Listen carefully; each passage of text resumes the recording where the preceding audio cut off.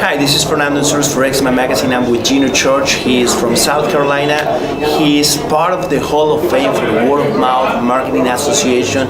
That means that he has really contributed a lot into the word of mouth, world. So, Geno, it's a pleasure to have you here. Tell us a little bit more about what is word of mouth and why is so relevant to talk about word of mouth right now. Well, it's an honor for me to be here. The thing about word of mouth is that it is the oldest form of communication. You know, back in the day, not too far from Lima here, and you've got all these beautiful ancient ruins, and you've got symbols that have been carved into rock and things, and that used to be our word of mouth. And it was like, you go here to hunt, if you go here, you get eaten. This is where water is. The word of mouth is what how we've always naturally communicated.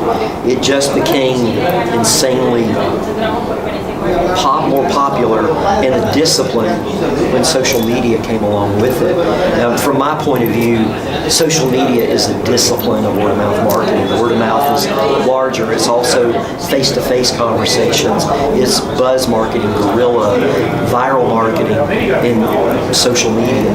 So I see it as a holistic thing that's universal, not just social media, which back in the States, if you go to a WOMA conference today, 90% of the content is all on social media. Yeah. There's nothing about offline, which is still the most powerful form of word of mouth, is offline. The conversations you and I have, or you have with a friend or a coworker or a stranger, they're far more powerful. And is companies aware of this power that the offline word of mouth has? Because as you mentioned, they are talking about word of mouth as if it's on social media. Yeah. But the real conversation happens, 8 or 9 out of 10 conversations is still happening offline. Absolutely. So how to really teach or make companies aware of this phenomenon? I think that's the big question. Because they believe, usually brands and organizations believe that things should be measured by data point analytics, like how many people visit, how many people liked it, how many people did this, and it's all like kind of passive things, and it takes a rebel, someone that believes that we're more important than just that in the lives of our customers. And because life is what's out there, life shouldn't be just attached to the phone. Yes. So the brands that get it really get it. And then our role is to, and anyone's role, should be go out there and find where you meet people in their lives. And then that gives you the opportunity to empower those storytellers. They're your storytellers, your evangelists. You can use influencers, but you need you and I think one of the last time I saw you at WOMA was in Miami. Yeah. And they were talking about it there, is that most word of mouth marketing campaigns just do one thing. They either do a high-end influencer where they pay people money to talk about it, or they do advocacy and they just get people, everyday people, to talk about it. It takes kind of like all of it. It takes a mixture. It's like creating the perfect cake, the perfect cup of coffee. How much milk do you put in? Do you put sugar? Do you put stevia? You've got to be a little bit of a cook and a baker.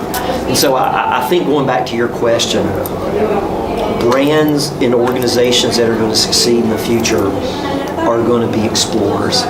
They're going to be more willing to, maybe we want to come, we've got a goal, but let's find out what we can discover along the way. Why are we important to our customers? Not just to sell them more stuff, but how do we make their life better? So let's go discover it, and then we'll go follow them over here. Absolutely. Yeah. That's what's and that's, I was having a conversation with someone back there, is that we're stuck right now that marketing is a word that we see. We see that's what we're doing, but marketing is like the business thing. And we've got to get more involved in people's personal values. And because that's the brands they love and that they're loyal to, is that they're my brand because they're just like me. And so I don't know, I think that's what my challenge is right now, is how to redefine this, instead of building more content, we build more collaboration.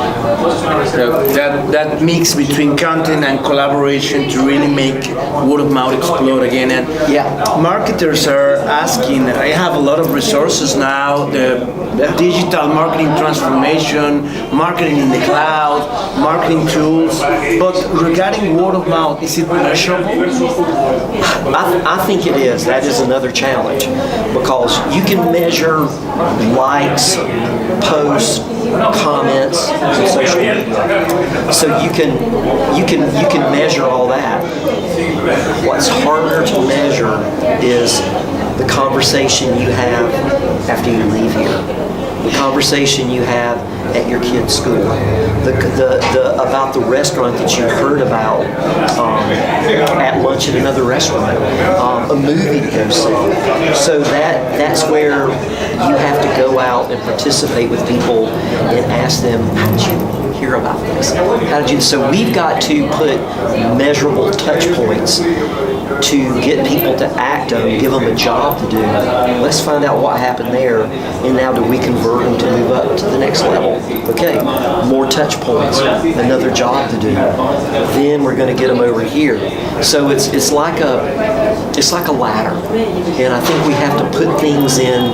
Start out with ways to get people to give feedback. Well, that's something we can measure. They might hate us. They might love us.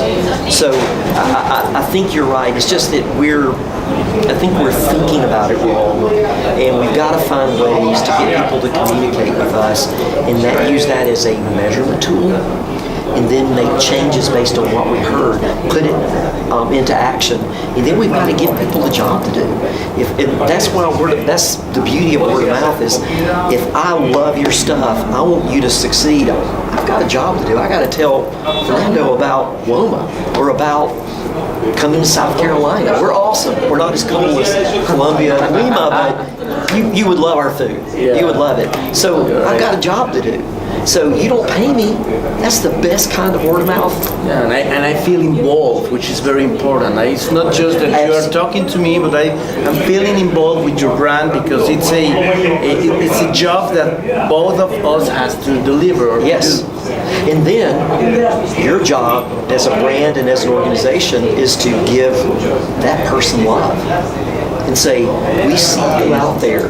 That's when we have to take off our social media director hat and become a relationship maker, a matchmaker. We have to reach out to that person and say, thank you for talking about us. Do you mind if we share what you said? Because that is going to make an impression to a complete stranger so much more than our own shit, the stuff that we're saying.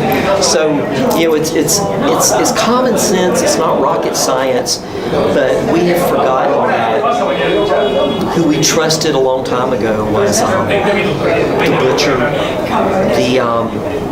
the person that delivered our milk, and even back in the day, the people that used to sell stuff out of a wagon. I mean, what I love about here, I've been taking pictures of these beautiful little bicycle wagons selling fruit. Yeah. And they're not a fancy supermarket. Absolutely. This one guy sitting there with this gorgeous, like, grapes and bananas and oranges and tangerines, and people are buying it, and they have they know each other. I've got good stuff today. Well, let me have some of that. People need to watch that. That is word of mouth marketing. And that's a little bit about the word of mouth marketing world. there's so much more to explore. That's why Geno has a couple of books. The first of them is Brains on Fire, and the second one is The Passion Conversation. Yep. Those are very good books. You can find them in Amazon or in online stores across the world. So thank you very much, Geno, Thank for you. being with us, and it's a pleasure. Best of luck in your conference tomorrow. Thank you. Appreciate it. Thank you.